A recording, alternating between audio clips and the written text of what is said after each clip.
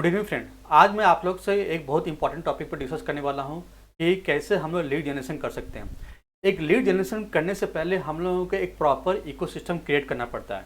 ठीक है, उस इकोसिस्टम के माध्यम से हम लोग जो है लीड जनरेशन करते हैं, उसके बाद हम लोग नर्चरिंग करते हैं, उसके बाद हम लोग जो है कन्वर्ट करते हैं। ये जो इकोसिस्टम जो है आज आप लोगों को इन डिटेल मैं आपसे बात करूँगा कि कैसे हम लोग लीड जनरेशन एक प्रॉपर इकोसिस्टम के माध्यम से हम लोग जो है जनरेट करते हैं। What is the actual process.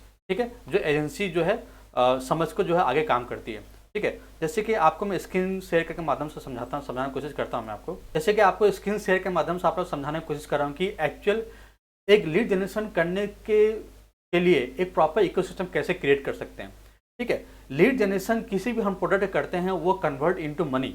Actually हम लोग कोई भी प्रोडक्ट करते हैं या कोई भी सर्विसेज करते हैं actually to generate a revenue, correct, in terms of money. ठीक है, लेकिन उसके लिए जो हम लोग प्रॉपर इकोसिस्टम क्रिएट जो करते हैं वो हम लोग जो है कहीं ना कहीं हम लोग बाईपास कर देते हैं और हम लोग एक ही चीज़ पर ध्यान देते हैं कि मैक्सिमम लीड जनरेशन करनी है और भी कम कॉस्ट में करनी है और साइमल्टेनियसली वे में कन्वर्जन में जाना चाहिए, ज़्यादा होना चाहिए। तो ऐसा नहीं होता है। ठीक है, लीड जनरेशन से पहले क्या है मैं आपको वो समझाने की कोशिश करता हूँ। लीड जनरेशन करने से पहले हम लोगों को समझना पड़ता है कि किसी भी लीड जनरेशन करते हैं उस प्रोडक्ट या सर्विसेज के कस्टमर पर्सोना क्या होता है। ठीक है, अगर हम किसी प्रोडक्ट को हम लोग लीड जनरेशन कर रहे हैं, ठीक है, लीड जनरेशन करने से पहले हम लोग कस्टमर का पर्सोना नहीं समझ पाए तो हम लोग जो है एक बेहतर इकोसिस्टम जो हम लोग नहीं क्रिएट कर पाएंगे। करेक्ट, एक बेहतर इकोसिस्टम क्रिएट करने के लिए पर्सोना क्या क्या होना चाहिए जो आप लोगों को मैं समझाने की कोशिश करता हूँ। सिंपल से नोटपैड में समझाने की कोशिश करता हूँ कि कस्टमर चाहता क्या है। सबसे पहले कस्टमर की रिक्वायरमेंट क्या है उस रिलेटेड प्रोडक्ट या सर्विसेज को लेके। ठीक है, उसके बाद आप बोल सकते हो कि कस्टमर की बिहेवियर क्या है, परचेसिंग बिहेवियर समझना पड़ेगा। ठीक है, किसी भी कस्टमर की हम लोग परचेसिंग बिहेवियर समझना पड़ेगा। ये सब चीज़ जो है अगर हम लोग नहीं समझते हैं, ठीक है, behaviour in terms of purchasing, ठीक है, इन टर्म्स ऑफ परचेसिंग, उसके बाद उनकी नेचर को समझना पड़ेगा कि वो प्रोडक्ट क्या है, कि वो उनके लेवल का है या नहीं, कि हम बस उनके पास ऐसे ही बस उनका समय बात कर रहे हैं और अपना भी समय बात कर रहे हैं और इनके बीच में जो इकोसिस्टम क्रिएट किए हुए हैं, जो सिस्टम जो है वहाँ पर भी जो है हम लोग जो है वहाँ पर समय बर्बाद कर रहे हैं और पैसा बर्बाद कर रहे हैं। करेक्ट, तो ये सब चीज़ समझना पड़ता है, वैलिडेट करना पड़ता है कि जो प्रोडक्ट एंड सर्विसेज हैं उस रिलेटेड कस्टमर का बिहेवियर क्या है, नेचर क्या है, कि वो उसके लेवल का है या नहीं है और जिस कस्टमर को हम लोग टारगेट ऑडियंस कर रहे हैं। ठीक है, उसके बाद लीड जनरेशन से पहले ये जो एक्सरसाइज हम लोग करना बहुत जरूरी है।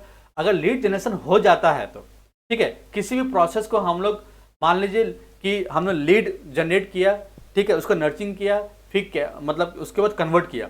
तो कन्वर्ट होने के बाद ऐसा नहीं कि बस कन्वर्ट हो गया है मतलब कि हमने लीड जनरेशन किया, कन्वर्जन हो गया, बात खत्म हो, यहाँ तक नहीं होता है। कि कोई भी कस्टमर अगर कन्वर्ट भी हो जाता है, कोई भी कस्टमर कन्वर्ट होने के बाद आफ्टर पेमेंट होने के बाद भी उसको हम लोग एक बेहतर लॉयल्टी कस्टमर कैसे बना सकते हैं अपने बिजनेस और सर्विसेज के लिए, ये बहुत बड़ा इंपॉर्टेंट सब्जेक्ट है किसी भी बिजनेस के लाइन के समझने के लिए। ठीक है, और साइमल्टेनियसली में लाइफ टाइम कस्टमर कैसे बन सकते हैं। ठीक है, मान लीजिए आपका एक रेस्टोरेंट है, ठीक है, किसी कस्टमर ने आपके पास एक बार आपके पास आया, बिलिंग मतलब कि सर्विसेज लिया, अच्छा से खाना पीने खाएं, बिलिंग हुआ, ठीक है, उनका आपको सर्विसेज अच्छा लगा, उनको आपका फूड टेस्ट अच्छा लगा, ठीक है, लोकेशन भी उनको अच्छा लगा, तो वो कस्टमर क्या है बार बार आपके एक समय कितने आएंगे, एक बार आएंगे, दो बार आएंगे, तीन बार आएंगे, चार बार आएंगे। तो क्या है कि उसको भी हम लोग अच्छा एक क्या ऑफर दे सकते हैं उनके लिए, क्या हम लोग कूपन कोड इनके लिए जनरेट कर सकते हैं। ठीक है, अलग अलग डिपेंड करता है कि प्रोडक्ट सर्विस पे डिपेंड करता है कि हम उन पर्टिकुलर कस्टमर के लिए हम लाइफ टाइम कस्टमर बनाने के लिए हम किस चीज़ के प्रकार के उनको ऑफर टाइम टू टाइम उनको देते रहें, एक ताकि वो एक रेकरिंग का भी काम आए।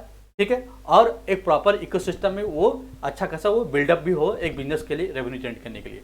राइट, इसके जो बीच में जो है जिसको हम बोलते हैं इकोसिस्टम, ठीक है, इसके जो बीच में जो इकोसिस्टम है कैसे क्रिएट करना चाहिए वो आज मैं अच्छा तरह से और आपको मैं समझाने की कोशिश करता हूँ। काहे के लिए मैं देखा हूँ कि अभी मैं काफ़ी सारा मैं देख पा रहा हूँ कि ये प्रॉब्लम ने अच्छे खासे बिजनेसमैन ये प्रॉब्लम को समझने की कोशिश नहीं कर रहे हैं। मैं जहाँ तक देख पा रहा हूँ, जैसे मैं एजेंसी में काम कर रहा हूँ, मैं दिन पर दिन ये फेस कर रहा हूँ कि कस्टमर भले आपके कस्टमर जो है इस चीज़ को समझ है, लेकिन जब प्रोसेस में जब हमें बिल्ड करता है अल्टीमेट वो ये सब चीज़ को कहीं ना कहीं निगलेक्ट कर लेते हैं, छोटी छोटी बात को निगलेक्ट कर लेते हैं और इसकी वजह से क्या पूरा सिस्टम में इम्पैक्ट होता है। करेक्ट, ऐसा नहीं होता है कि हम लोग जो है मैक्सिमम लीड जनरेट करें, वो भी कम कॉस्ट में जनरेट करें, ठीक है, और कन्वर्जन ज़्यादा है। हर केस में ऐसा नहीं होता है, ठीक है, ये नहीं होता। कैसे नहीं होता है मैं आपको और इन डिटेल समझाने की कोशिश करता हूँ, ठीक है। इसके जो बीच का जो सिस्टम है ना, इकोसिस्टम, ये होता है 3 भाग में जो है बटा हुआ है, that is capturing, nurturing and converting, ठीक है। ये 3 सिस्टम जो है अगर आपका इकोसिस्टम का पार्ट है, ठीक है, तभी जाके एक अब अच्छा खासा आप कोई भी प्रोडक्ट या सर्विसेज को जो है आप अच्छा लेवल पर लेके जा सकते हैं। और किसी भी बिजनेस या सर्विसेज हो, किसी कंपनी के लिए काम कर रहे हैं या कंपनी आप चला रहे हो, एक अच्छा प्रॉफिटेबल रेवेन्यू पे लेके जा सकते हैं, ठीक है, जैसे कि आप स्क्रीन के माध्यम से देख पा रहे हो, ठीक है। लेकिन मैं आपको सजेस्ट करूंगा कि बिफोर लीड कैप्चर करने से पहले, ठीक है, किसी भी प्रोडक्ट का हम आपको बोलेंगे पे आप लोग पहले कन्वर्टिंग देख लो। कन्वर्टिंग देखने का मतलब ये क्या होता है कि आप किसी भी प्रोडक्ट या सर्विसेज के लिए मार्केट में जा रहे हो, ठीक है, उससे पहले आप प्रोडक्ट या सर्विसेज जो है आप उसको वैलिडेट कर लो कि वो प्रोडक्ट जो है सर्विसेज को है वो मार्केट में चल पाएगा या नहीं चल पाएगा।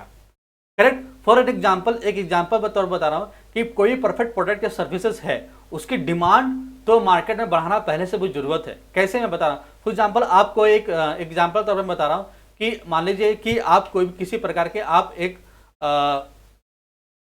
कोर्स सेल कर रहे हैं, ठीक है। मान लीजिए आप एक अच्छे कोच, एक कंसल्टेंट है, ठीक है। आप सर्विसेज जो है लोगों को उनके माध्यम से कोचिंग करके या किसी प्रकार के आप मतलब पढ़ा के आप लोगों को जो है एक रेवेन्यू जनरेट करना चाहते हैं, फॉर एन एग्जाम्पल। तो उसके लिए क्या होता है कि आप पहले जो कोर्स बना लीजिए, कोर्स बनाने के बाद आप देख लो कि आपके वो कोर्स परफेक्ट है या नहीं है, ठीक है। मान लीजिए कि आपने 100 रुपये का लीड जनरेट किया, फॉर एग्जाम्पल 100 रुपये का लीड जनरेट किया और आपके कन्वर्जन कितने हो रहे हैं, वो 5 कन्वर्जन हो रहे हैं। और जो प्रोडक्ट जो है प्रोडक्ट में दम ही नहीं है, तो क्या जो कन्वर्जन पे है क्या वो और इम्पैक्ट पड़ेगा वो।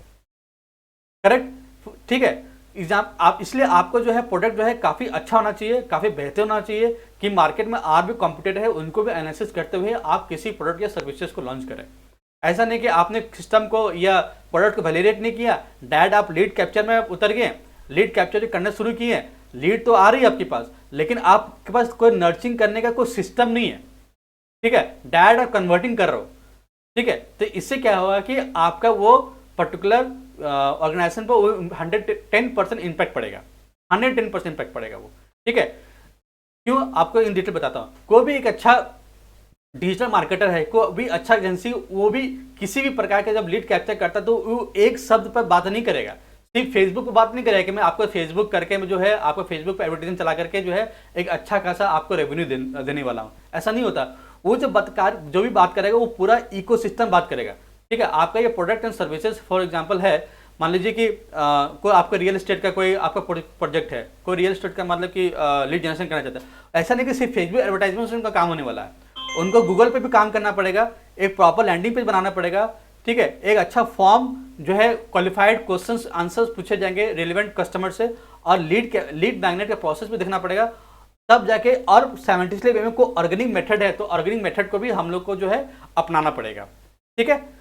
जैसे कि फॉर एग्जांपल दूसरी क्या है कि तब जाके वो जो है नर्चिंग प्रोसेस में आएगा। नर्चिंग में क्या है कि इतनी तरह के सिस्टम्स हैं, ठीक है। नर्चिंग में इतनी तरह के सिस्टम है। फिर नर्चिंग में क्या है कि किसी भी कस्टमर को जो है वो तुरंत जो है आपने डे 1 में को आपने प्रोडक्ट शो किया, किसी से का ऐड लगाया, तो ऐसा नहीं है कि कन्वर्ट हो जाता है।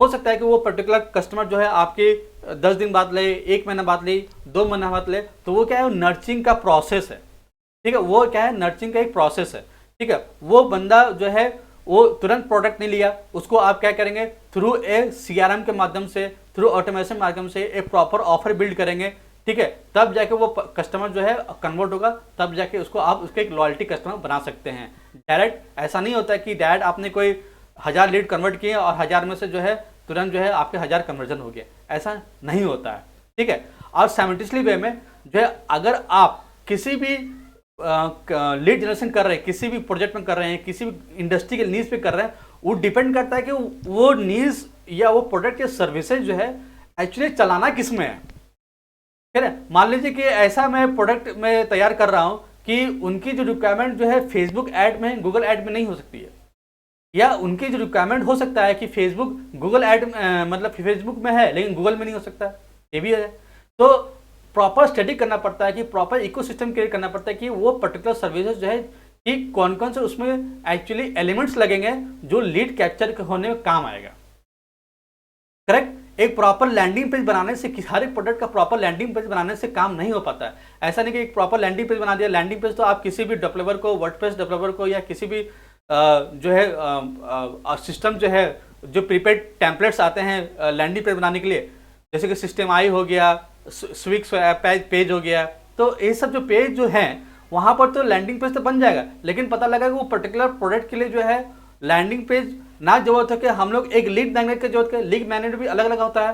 मान लीजिए कि हम कोई किसी प्रकार कोर्स सेल कर रहे हैं तो हम लोग क्या कर रहे हैं, एक प्रॉपर यूट्यूब के माध्यम से या एक ऑर्गेनिक मेथड के माध्यम, यूट्यूब के माध्यम से या अलग अपना वेबसाइट में एसईओ करा के जो हमारे पास लीड आ रहा है, तब जाके वो क्या है उसको नर्चरिंग स्टेट में लेके जा रहे हैं।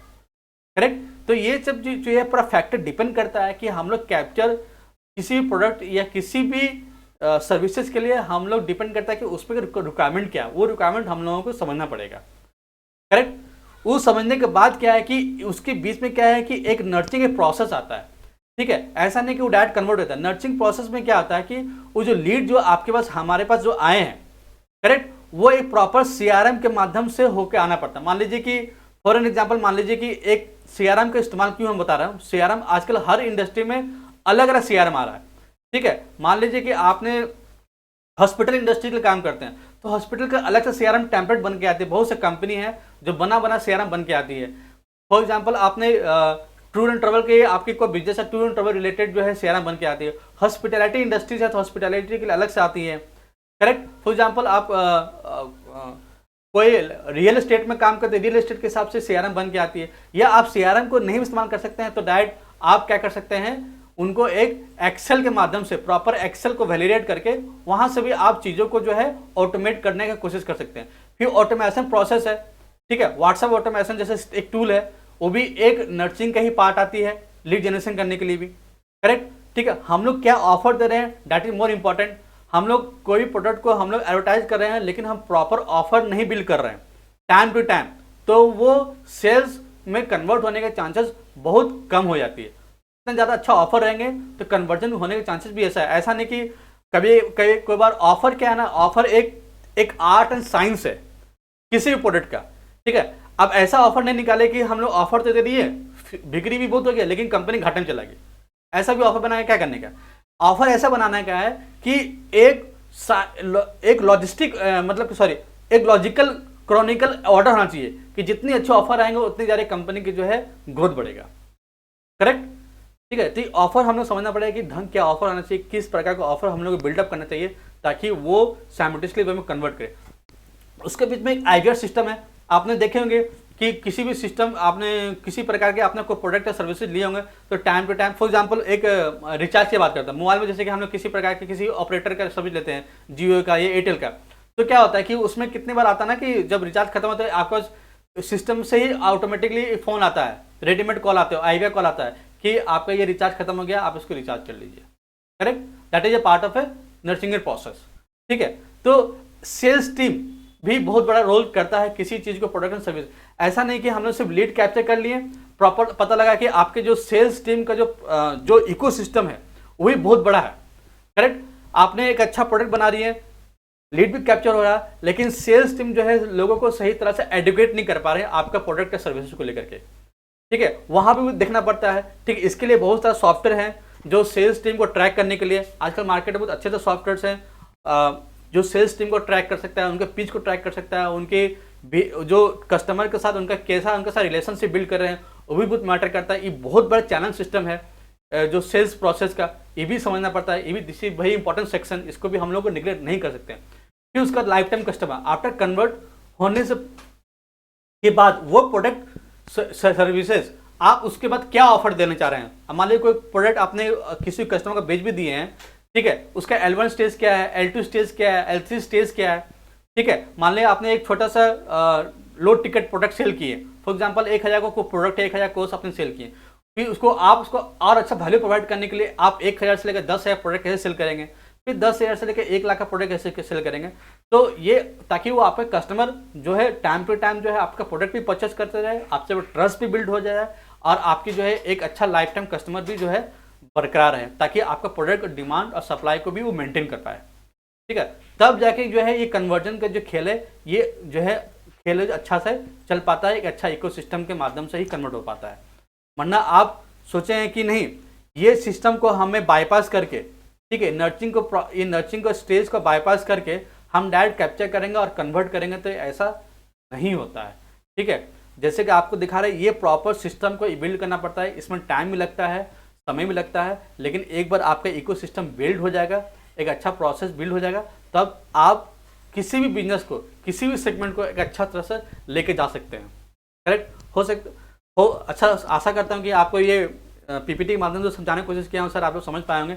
अगर ये वीडियो अच्छा लगा तो नीचे कमेंट बॉक्स में जरूर कमेंट कीजिएगा।